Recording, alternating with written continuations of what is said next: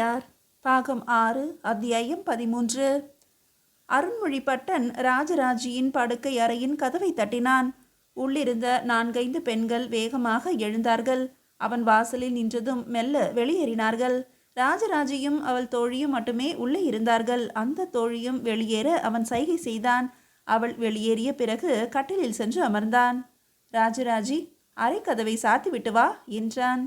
பிறகு அவளை அமரும்படி கட்டளையிட்டான். முட்டாள் பெண்ணாக இருக்கிறாயே, என்ன நினைத்து கொண்டிருக்கிறாய்? உன்னை பற்றி என்ன செய்தாலும் ஏன் ஆரவாரமாக செய்கிறாய்? இந்த இடத்தில் 100 பெண்கள் வருகிறார்கள் என்றால் காவலுக்கு ஆள் ஏற்பாடு செய்ய வேண்டாமா? குடித்துவிட்ட ஒரு ஆண்மகன் எப்படி இருப்பான் என்று தேவரடியாரான உனக்கு தெரியாதா? அல்லது உன் கூட்டத்தினருக்கு தெரியாதா? புடவையை தூக்கி கொண்டு எட்டி உதைப்பதா? அவன் காலை பிடித்து தூக்கி போட்டிருந்தால் என்ன செய்திருப்பீர்கள்? குடித்திருக்கிறான் என்ற ஒரு சலுகை போதுமே அவனை விடுதலை செய்ய. என்ன முட்டாள்தனம் இது? சக்கரவர்த்தி உடையார் ஸ்ரீ ராஜராஜ தேவருடைய சரித்திரத்தை நாட்டிய நாடகமாக நீ எழுதிவிட்டால் உன்னை யாருமே எதுவுமே கேட்க முடியாதா? உள்ளங்கையில் வைத்து காப்பாற்றுவார்களா? பெண்கள் சிரித்து கொண்டும் கூச்சல் போட்டுக்கொண்டும் தழுக்கி கொண்டும் இருக்கின்ற போது ஆண்களுக்கு பரவசமாகாதா? சிரிக்கவும் சீழ்கை அடிக்கவும் தோன்றாதா? கொஞ்சமும் பாதுகாப்பில்லாத இந்த இடத்தில் நீ இத்தனை பெண்களை கொண்டு வந்தது அபத்தம். அதிகாரிச்சிகள் என்ன ஆனார்கள்? இடுப்பில் வாழ் தரித்த 2 பெண்களை அனுப்பினேனே, எங்கே அவர்கள்? இல்லை ஐயன், நான் சொல்வது என்னவென்றால்... நிறுத்து! அருண்மொழிபட்டன் வெடுக்கென்று பேசினான். கேட்ட கேள்விக்கு பதில் சொல். அந்த அதிகாரிச்சிகள் எங்கே? இந்த வாய்ச்சண்டை நடந்து கொண்டிருக்கும் போது அந்த அதிகாரிச்சிகள் என்ன செய்து கொண்டிருந்தார்கள்? கொல்லையில் குளித்து கொண்டிருந்தார்கள். கூப்பிடு அவர்களை.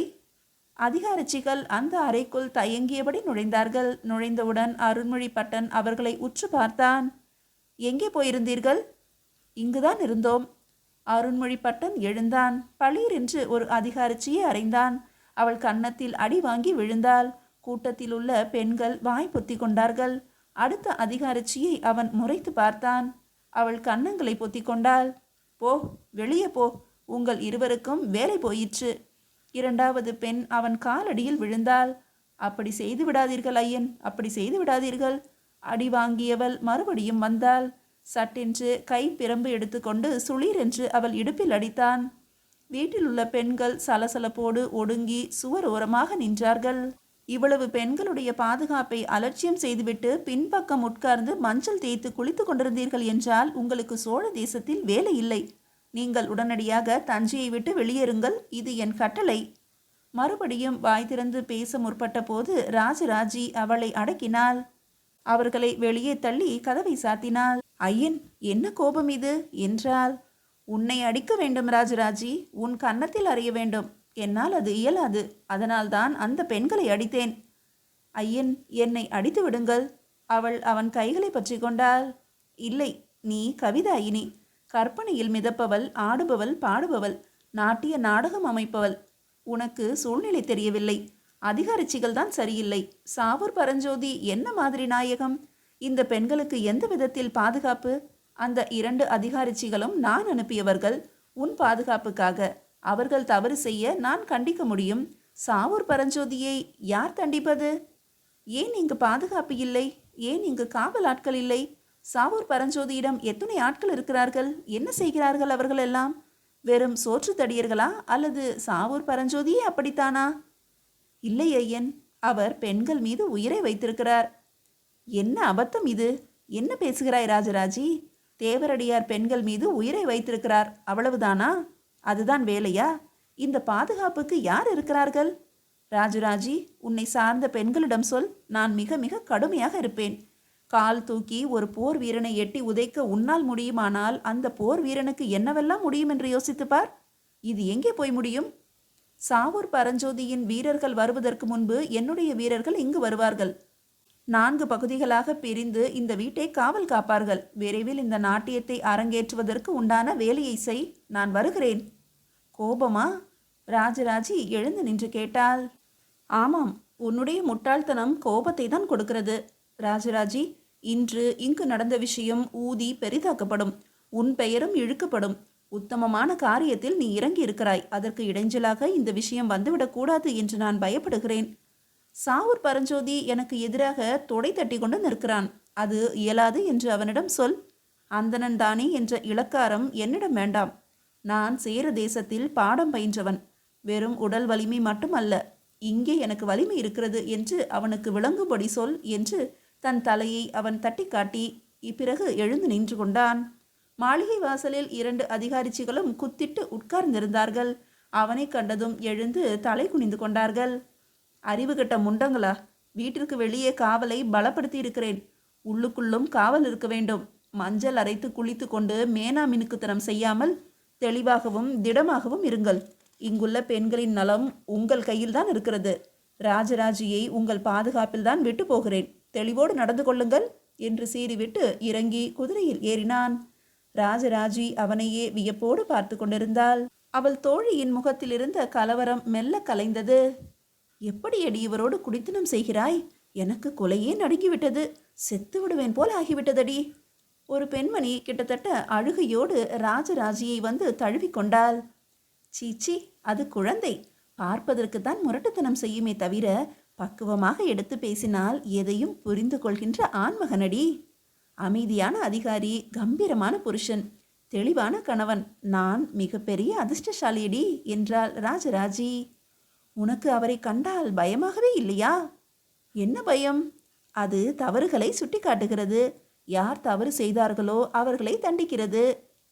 அதற்கென்று பெண்களை பெரம்பால் அடிப்பது நியாயமா ராஜி? யார்? அதிகாரிச்சிகளை சொல்கிறாயா? அவர்கள் அடிக்கவும் அடி வாங்கவும் பழக்கப்பட்டவர்கள். நம்மை போல உள்ளவர்கள் அல்ல. நம்மை போல உள்ளவர்களை அவர் ஒரு காலம் அடிக்க மாட்டார். வெறுமே கண்டிப்பதோடு முடிந்துவிடும். ஆனால் அவர் முகத்தில் என்ன ஒரு ரௌத்ரம் பொங்கியது தெரியுமோ? அவர் போர் வீரரடி, உப தளபதி, அப்படித்தான் இருப்பார். இவ்விஷயம் என்னவாக முடியும்? அரசரிடம் போகுமா ராஜி? உனக்கு ஏன் அந்த கவலை? இல்லை, நீ அத்துமீறி ஒரு போர் வீரனை எட்டி உதைத்திருக்கிறாயே, அது தவறுதான். இங்குதான் விஷயம் மோசமாகிவிட்டது. ஆனாலும் அவன் எவ்வளவு அசிங்கமாக நடந்து கொண்டான், எவ்வளவு கேவலமாக நம்மை நடத்தினான். அவனை எட்டி உதைத்தது எனக்கு சந்தோஷமாகவே இருந்தது. இதோ பாருங்கள், நாம் எல்லோரும் ஊர் விட்டு ஊர் வந்து கோயில் பணிக்காக அமர்த்தப்பட்டிருக்கிறோம். போர் வீரர்கள் சந்தோஷத்துக்கென்று நாட்டியம் ஆடுகிறோம், நாடகம் போடுகின்றோம். எங்கேனும் பாடி வீட்டில் நம்மை அழைத்து கொண்டு நாட்டியம் ஆடச் சொன்னால் மறுப்போமா? அப்பொழுது குடித்திருக்கின்ற மறவர்கள் கும்மாளமாக எழுந்து ஆடினால் தடுப்போமா? சரிதான், போகட்டும் என்று விட்டுவிட வேண்டும். நம்மை பார்த்தால்தான் மறவர்களுக்கு இளக்காரம். அருண்மொழி சொன்னது போல நமக்கென்று ஒரு காவல், ஒரு சட்டத்திட்டம் இருக்க வேண்டும். உங்களில் யாருக்கேனும் தெரியுமா சாவூர் பரஞ்சோதியின் கீழே எத்தனை வீரர்கள் இருக்கிறார்கள் என்று ராஜராஜி கேட்டாள். 50 பேர் கொண்ட ஒரு படை இருந்தது. ஆனால் ஒவ்வொருவராக கோயில் வேலைக்கு போய்விட்டார்கள். கூப்பிட்டு அனுப்பி போனவர்கள் சிலர், வெறுமே தானே இருக்கிறேன் என்று போனவர்கள் சிலர். எனக்கு தெரிந்து இப்போதைக்கு சாவூர் பரஞ்சோதிக்கு கீழே 4 அல்லது 5 பேர் தான் காவலாக இருக்கிறார்கள். ஐயோ, அதுவும் பிரச்சனையாக வரப்போகிறது. இல்லை அக்கா, நீங்கள் தவறாக சொல்கிறீர்கள். பிரச்சனையை நாம் செய்யவில்லை, மறவர்கள் செய்தார்கள். அந்த சிற்பி செய்தார். கைகள் கட்டப்பட்ட ஒரு வீரனை முரட்டுத்தனமாக அவர் தாக்கினார். அதுதான் தவறாகிவிட்டது. ஆக பல தவறுகள் நடந்துவிட்டது என்று சொல்லுங்கள். வேறொரு பெண் கவலையோடு பேசினாள். ஒரு நல்ல விஷயம் ஆரம்பிக்கும் போது எத்துணை இடைஞ்சல்கள். ஒரு இடைஞ்சலும் இல்லை. எனக்கு எது பற்றியும் கவலை இல்லை. சரி சரி, அத்தனை பேரும் கூடத்துக்கு வாருங்கள். ராஜராஜி கைதட்டி அழைத்தாள். பெண்கள் அனைவரும் அவரை சூழ்ந்து கொண்டார்கள். நான் ஸ்ரீராஜராஜர், நீ வானதி, அவள் பட்டமகிஷி, இவள் பஞ்சவன்மாதேவி, இவள் பிரம்மராயர், இவள் பழுவேட்டரையர், நீ இளவரசர் ராஜேந்திரர். செய்கிறாயா? அங்கே குதூகலத்தில் குரல்கள் கிரீச்சிட்டன. இன்னும் சில பெண்கள் மேலை சாளுக்கியத்திற்கு அரசர்களாகவும் வீரர்களாகவும் தேர்ந்தெடுக்கப்பட்டார்கள். எல்லோரும் கூடி நின்று சிவனை தொழுதார்கள், தமிழை வழிபட்டார்கள், ஸ்ரீ ராஜராஜருக்கு நன்றி சொன்னார்கள். அவள் தன்னுடைய நாட்டிய நாடகத்தை விவரிக்க ஆரம்பித்தாள். மாளிகையின் பின்பக்கம் உணவு தயாராகியிருந்தது. சோறும் குழம்பும் வெண்டைக்காயும் வள்ளிக்கிழங்கும் போட்டு இன்னொரு பக்கம் கொதித்து கொண்டிருந்தது. நாட்டிய நாடகத்தை கேட்க கேட்க அந்த பெண்கள் அதிசயித்தார்கள். அவரவர் பகுதியை மனப்பாடம் செய்ய பரபரத்தார்கள். அதே நேரம் அருண்மொழிபட்டன் சிற்பிகள் கூட்டத்திற்கு நடுவே கண்மூடி அமர்ந்திருந்தான். எனக்கு வேறு வழி இல்லை. குணவனை கைது செய்து காராகிரகத்துக்கு அழைத்து போவதை தவிர வேறு வழி இல்லை. மறவர்கள் கோபமாக இருக்கிறார்கள். கைகள் கட்டிய ஒரு மறவனை நீங்கள் அடித்து தாக்கியது என்பது மிக பெரிய பிசகு. மன்னிப்பு கேட்டாலும் மன்னிப்பு தர முடியாத குற்றம். தயவு செய்து இதை உங்களுடைய தலைவர் பெருந்தச்சரிடம் சொல்லுங்கள். நான் என்ன செய்வது என்று எனக்கும் யோசனை சொல்லச் சொல்லுங்கள். இது வழக்கு மன்றம் ஏறும். குற்றவாளியாக்கப்பட்ட ஒருவரை தாக்கியதாக அந்த சிற்பியின் மீது குற்றம் சுமத்தப்படும். குற்றம் சுமத்தப்பட்ட பிறகு கைது செய்து அவரை அடிப்படையாக 3 நாட்கள் காவலில் வைப்பது மரபு. இதை தவிர்க்க வேண்டுமாயின் பெருந்தச்சர் சக்கரவர்த்தியாரோடு பேச வேண்டும். பெருந்தச்சர் தலையிட்டாலும் காப்பாற்றிவிட முடியுமா என்பதும் எனக்கு கவலையாக இருக்கிறது. ஏன் நீங்கள் எல்லோரும் அலட்டலாக இருக்கிறீர்கள் என்பதே எனக்கு புரியவில்லை. கலைஞர்களான உங்களுடைய போராட்டம் பாறைகளோடு தான், மனிதர்களோடு அல்ல. உங்கள் நண்பர் காட்டிய வன்முறை மிக மிக மோசமானது. உபதளபதி அருண்மொழிப்பட்டர் அவர்களே, உங்கள் மனைவியை நான் ஏதேனும் மோசமான விதத்தில் நடத்தினால் நீங்கள் என்ன செய்வீர்கள்? தாக்குவேன். அதுதானே நடந்தது. இல்லை, அது நடக்கவில்லை. உங்கள் கையில் ஒரு வாள் எடுத்துக்கொண்டு என் கையில் ஒரு வாளை கொடுத்துவிட்டு நாம் இருவரும் போர் செய்யலாம். நேருக்கு நேர் நின்று தாக்கிக் கொள்ளலாம். அல்லது அருகிலுள்ள பெருந்தனக்காரரிடம் போய் உபதளபதி அருண்மொழி இப்படிப்பட்ட குற்றம் செய்திருக்கிறார் என்று சொல்லலாம். பெருந்தனக்காரர் வேறு சில வீரர்களுடன் வந்து என்னை கைது செய்யலாம். இதுதான் இந்த தேசத்தின் வழிமுறை. அந்த மறவன் கைகள் கட்டப்பட்ட நிலையில் அவன் முகத்தை குத்தி கிழித்தது என்பது பேடித்தனம். அந்த விமர்சனத்துக்கு சிற்பிகள் சீறி பல்கடித்தார்கள். ஆனால் அருண்மொழி அசையாது அமர்ந்திருந்தான். அதே நேரம் சீருடையால் வேகமாக தன் வீடு நோக்கி ஓடிக்கொண்டிருந்தாள். ராஜராஜி சொல்கின்ற சக்கரவர்த்தி தேவருடைய வரலாற்று நாடகம் பற்றி எதுவும் அவள் மனதில் ஒட்டவில்லை. அவள் மனம் முழுவதும் குணவன் நித்த வினோத பெருந்தச்சனின் முகமே அடைத்து கொண்டிருந்தது. தன்னால் தான் இந்த விஷயம் பெரிதாயிற்று, தன்னால் தான் குணவன் கெடுதல் வந்துவிட்டது என்று நினைத்தாள்.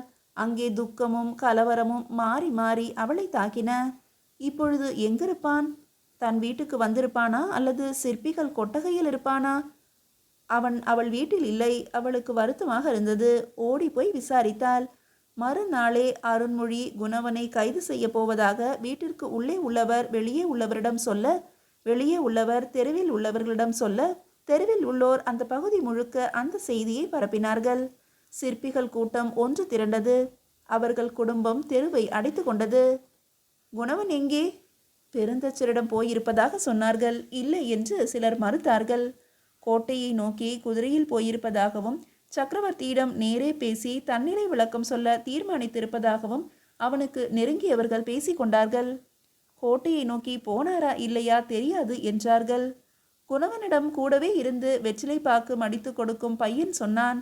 குணவன் கோயில் கருவறையின் ஆழத்தில் இறங்கி குழியில் பட்டை கருங்கல் பதித்ததை இழைத்து வேலை பார்த்து கொண்டிருப்பதாகவும், வெறி பிடித்தது போல வேலை செய்வதாகவும், உயரே பார்த்து சிவனே சிவனே என்று அழுததாகவும் வருத்தத்தோடு சொன்னான். 2 பேர் உடனே கோயில் நோக்கி ஓடினார்கள். மற்றவர்கள் ஓட முயற்சிக்க சில பேர் தடுத்தார்கள். அவன் பைத்தியக்காரன் அல்ல. அவனுக்கு என்ன செய்வது என்று தெரியும். ஒட்டுமொத்தமாக போய் விஷயத்தை பெரிதாக்காதீர்கள், அமைதியாக இருங்கள் என்று பெரியவர்கள் வேண்டிக் கொண்டார்கள். சீருடையால் வேகமாக நடந்தாள். வாசலில் காவலர்களால் தடுக்கப்பட்டாள்.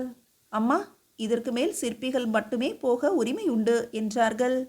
நான் குணவன் நித்த வினோத பெருந்தச்சனின் அணுக்கி. தெரியும் அம்மா, தஞ்சை முழுவதற்கும் தெரியும். ஆயினும் உங்களை அனுமதிக்க என்னால் முடியாது. இல்லை, அவர் மனநிலை சரியில்லாமல் இருக்கிறார். சற்று தொந்தரவு ஏற்பட்டது. அவரை நான் தான் சமாதானம் செய்ய முடியும். மற்றவர்கள் பேசத்தான் முடியும். சீருடையால் மிருதுவாக பேசினாள். அவன் அவளை உற்று பார்த்தான். ஆபத்திற்கு பாவம் இல்லை ஐயா, என்னை போக விடுங்கள் என்று கை கூப்பினாள். அந்த காவலன் சுற்றுமுற்றும் பார்த்துவிட்டு சரி என்று தலையசைத்தான். குகை போன்று ஒரு பாதை மரப்பலகை வைத்து கட்டைகள் வைத்து கருவறை நோக்கி போயிருந்தது. மண்மேடு நல்ல உயரத்துக்கு வந்திருந்தது. யானைகளோ ஆட்களோ போகவில்லை. சில சிற்பிகள் மட்டும் உச்சியில் அளவெடுத்து கொண்டிருந்தார்கள். கருவறை பகுதிக்குள் நுழைய நுழைய இருட்டு அதிகமாக இருந்தது. தீப்பந்தங்கள் ஆங்காங்கே எரிந்து கொண்டிருந்தன. முன்னே ஓடி போனவர்கள் அந்த கருவறை குழியை சுற்றி நின்றிருந்தார்கள். குணவன் கீழே இருப்பதும் பேசுவதும் எதிரொலியாக கேட்டது. எதற்கடா பயப்படுகிறீர்கள்? நான் என்ன அஞ்சி ஒளிந்து கொண்டிருக்கிறேன் என்று நினைக்கிறீர்களா? இல்லையடா, என்னை அவர்கள் கைது செய்யலாம், சிறைச்சாலையில் போடலாம். அதற்கு முன்பு இந்த கருவறை விஷயத்தை சரி செய்யவில்லை எனில் என்ன செய்தாலும் இந்த கோயில் பூரணமாகாது. இந்த இடத்தை இழைத்து மழமழப்பாக்கி பிசிறில்லாமல் செய்தால்தான் பானம் இறங்கும். அதற்கு மேல் ஆவுடையாரை இருக்க முடியும். அந்த வேலை செய்ய முடியவில்லை என்றால் பிறகு கோயில் கட்டி என்ன பயன்? மேலே உள்ள அடுக்குகளை நீங்கள் செய்து விடுகிறீர்கள், பெருந்தச்சரும் முடித்து விடுவார். இந்த இடம் சற்று கடினமான இடம். இது சரியாக பூர்த்தியாகாவிட்டால் பானம் அமர்வது கடினமானது. அதனால்தான் உள்ளே இறங்கினேன். இந்த பானம் 8 பட்டைகளாக கொண்டு உள்ளே இறங்கப் போகிறது. இந்த 8 பட்டைகளின் முனைகளுக்கு நேரேயும் கோடுகள் கிழிக்கப்பட வேண்டும். கோடுகள் சந்துகள் போல குடையப்பட வேண்டும். அப்போது மருந்து அந்த இடத்தில் அழுத்தமாக நிற்கும். அரை நாள் வேலை செய்து முடித்து விடுவேன். பிறகு அவர்கள் என்னை கைது செய்து விடலாம். உங்களை போய் யார் கைது செய்வார்கள் என்று ஒருவன் கேட்டான். நான் தவறு செய்து விட்டேனடா. சீருடையாளை அடித்து விட்டான் என்பதாலேயே கட்டி வைத்திருந்தவனை அடித்து நொறுக்கிவிட்டேன். அது தவறு. அவன் கைகளை விடுவிக்க சொல்லி அவனோடு போருக்கு போயிருக்க வேண்டும். அப்படி போருக்கு போயிருந்தால் என்னை அவன் அடித்து நொறுக்கி இருப்பான். நானும் இறந்திருப்பேன். பின்னால் கையை கட்டியிருந்த வீரனை அடித்தது பிசகல்லவா? பெரும் தவறு. இதற்கு நிச்சயம் தண்டனை உண்டு. சரி, என்னை வேலை செய்ய விடுங்கள். சீருடையாள் வந்திருக்கிறார். அவள் ஏன் இங்கு வருகிறாள்? அவன் சீறினான். சீருடையாள் அமைதியாக நின்றிருந்தாள். அவனிடமிருந்து எந்த அசைவும் இல்லை. அவன் சட்டென்று கயிறு பிடித்து மேலே வந்து உடம்பில் உள்ள தூசியை உதறிக்கொண்டான். தீப்பந்தத்துக்கு அருகே இருக்கின்ற சீருடையாளை உற்று பார்த்தான். என்ன என்ன கவலை? கைது செய்யப்படுவேன் என்றா? இல்லை, என்னால் தான் இது நிகழ்ந்துவிட்டது. உன்னால் அல்ல. தேவையில்லாமல் பேசாதே. எந்த ஆணும் மனைவி அடிபடுவதை பார்த்து கொண்டு சும்மா இருக்க முடியாது. நான் செய்தது சரிதான். ஆனால் கட்டப்பட்டவனை அடித்ததுதான் பிசகு. இதற்கு தண்டனை இருக்கும். நீ போ. இந்த வேலையை முடித்துவிட்டு நான் வருகிறேன். அவள் தயங்கினாள். தயவு செய்து போ. நான் இந்த வேலையை முடித்துவிட்டு உன் வீட்டிற்கு வருகிறேன், சரியா? அவளை துரத்துவது போல பேசினான். அவள் மெல்ல அவன் அருகே வந்தாள். கன்னங்களில் முத்தமிட்டாள், நெற்றியில் முத்தமிட்டாள். ஒருவேளை நீங்கள் கைது செய்யப்பட்டால் நான் தற்கொலை செய்து கொள்வேன் என்று சொல்லிவிட்டு நகர்ந்தாள். குணவன் அவளையே பார்த்து கொண்டிருந்தான். அவன் பார்வையில் காதல் ததும்பியது. இவள் அணுக்கி அல்ல, என் மனைவி. இவளை தவிர வேறு எந்த பெண்ணையும் என்னால் நினைக்க முடியாது.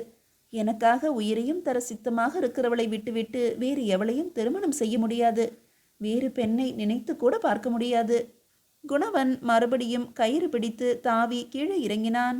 உளியை எடுத்துக்கொண்டு வேக வேகமாக கீறி கீறி வேலை செய்ய துவங்கினான். தொலை தூரத்தில் ஒரு சிறு குதிரைப்படை ஒன்று சிற்பிகள் இருக்கும் இடம் நோக்கி வந்தது. சிற்பிகள் அனைவரும் கலவரமானார்கள். ஒருவேளை குணவன் நித்த வினோத பெருந்தச்சன் கைது செய்யப்பட்டால் மறித்து கொண்டு நிற்க வேண்டும் என்று எல்லோருக்குள்ளும் தோன்றியது. அதே நேரம் கருவூர் தேவர் 2 வேர்களுக்கு நடுவே சாய்ந்து கொண்டிருந்தார். தொலைவிலிருந்து பார்க்க ஒரு சிம்மாசனத்தில் வீற்றிருக்கின்ற அரசரை போல காணப்பட்டார். அந்த 2 வேர்களும் சிம்மாசனத்தின் கைப்பிடி போல இருக்க, பின்பக்கம் குழிவாக சாய்ந்து கொள்ள வசதியாக இருக்க, கீழே மெத்தென்று இலைகள் படிந்த மண் இருக்க, அதன் மீது பாய் போட்டு அமர்ந்து வெறுமே தொலைதூரம் பார்த்து கொண்டிருந்தார். அவர் உடம்பில் மீண்டும் மீண்டும் சிலிர்ப்பு ஏற்பட்டது. அவர் சிலிர்த்து கொள்வதை அந்த அதிகாரச்சி உற்று பார்த்தாள். எதற்கையா இப்படி தவிக்கிறீர்கள் என்று கேட்டாள். ஆமாம், ஏதோ ஒரு தவிப்பு இருக்கிறது. உடம்பு முழுவதும் யாரோ கீறுகிறார்கள், சந்து எடுக்கிறார்கள். சந்து எடுப்பது என்றால் என்ன ஐயா? ஒரு இடத்தில் பாறைகளை வைத்து அடுக்கிவிட்டு அந்த பாறைகளில் மெல்லியதாக நீண்டதாக ஒரு சந்து எடுப்பார்கள். இப்படி பல சந்துகள் எடுக்கும்போது அது மருந்து ஊற்றி கெட்டிப்படுகின்ற இடமாக இருக்கும். அந்த சந்துகளில் மருந்து போய் படர்ந்து அந்த விஷயத்தை கெட்டியாக பற்றி கொள்ளும். அது கருவறை குழியாக இருக்கிறது. யார் இந்த நேரம் சந்து எடுக்கிறார்கள்? நேரம் கெட்ட நேரத்தில் இந்த வேலை செய்கிறார்கள். கஷ்டகாலம் கஷ்டகாலம் என்றார். என்ன ஐயா, என்ன நடந்தது? அதிகாரச்சி ஆவலாக அவரை பார்த்தாள். பெண் பிள்ளை உள்ளே நுழைகிறது நல்லதில்லையே. கருவூர் தேவர் கன்னத்தில் கை வைத்து கொண்டார். ஆனால் அன்பு நல்லதில்லை என்று எப்படி சொல்வது? அன்பு நல்லதுதானே என்று கேட்டார். ஐயா, நீங்கள் சொல்வது எனக்கு புரியவில்லையே என்றார் அந்த அதிகாரச்சி. எனக்கும் புரியவில்லை. கருவூர் தேவர் முகத்தை பொத்திக் கொண்டார். இடம் வலம் பார்த்து பிறகு எழுந்து நின்றார். எனக்கு பசிக்கிறதடி. நான் போய் ஏதேனும் இலைகளை தின்றுவிட்டு வருகிறேன். ஐயா, நான் சமைத்து வைத்திருக்கிறேனே. இதை சாப்பிட்டால் வேலைக்கு ஆகாது. நான் வேறு சிலது சாப்பிட வேண்டும். அப்போதுதான் எனக்குள் இரத்தம் பலம் பெறும். கருவூர் தேவர் அடர்ந்த வனப்பகுதி நோக்கி நடந்தார். சீட பிள்ளைகள் பின்தொடரலாமா என்று எழுந்தார்கள். வேண்டாம், நாளை இரவுக்குள் வந்து விடுவேன் என்று அவர் கூறிவிட்டு சென்றார். அவர் நடந்து போவதை பார்க்கும்போது அவருக்குள் கவலை இருப்பது போல அந்த சீட பிள்ளைகளுக்கு தோன்றியது. அவர் என்ன செய்ய போகிறார் என்று உங்களுக்கு தெரிகிறதா? அந்த அதிகாரச்சி சீட பிள்ளைகளை பார்த்து கேட்டாள். ஒருவன் யோசித்தான். அவர் இருந்த இடத்தையே பார்த்தான். பலம் பெறுவதற்காக என்கிறார். அவர் உடம்புக்குள் இன்னும் வேறு ஏதோ விஷயத்தை ஏற்றுக்கொள்ள வேண்டும் என்று நினைக்கிறார். வேறு ஏதோ ஒரு விஷயத்திற்கு அவர் உபயோகமாக வேண்டும். அவருடைய விந்தோ இரத்தமோ அல்லது வேறு ஏதேனுமோ அவருடைய உடம்பில் உருவாகி வேறு எவருக்கோ பயன்பட போகிறது. யாருக்கு எங்கு என்ன வேதனை என்று தெரியவில்லை. பாவம், இந்த வெயிலில் கிளம்பி போயிருக்கிறார். ஆனாலும் ஒரு பொழுதும் இவரால் தனக்கென்று ஒரு சுகத்தை, ஒரு அமைதியை தேடிக்கொள்ள முடியவில்லை. என் நேரமும் மற்றவருக்காகத்தான் அலைந்து கொண்டிருக்கிறார் குருநாதர். அவர் நின்ற இடத்து மண்ணை எடுத்து அவன் நெற்றியில் பூசிக்கொண்டான். நடந்து போன கருவூர் தேவருக்கு மெல்லியதாக புன்னகை வந்தது. அந்த பையனை ஆசீர்வதித்தார். அவர் அமர்ந்த இடத்திற்கு அருகிலேயே அவன் சமணமிட்டு உட்கார்ந்து கொண்டான். மீதியை அடுத்த அத்தியாயத்தில் காணலாம்.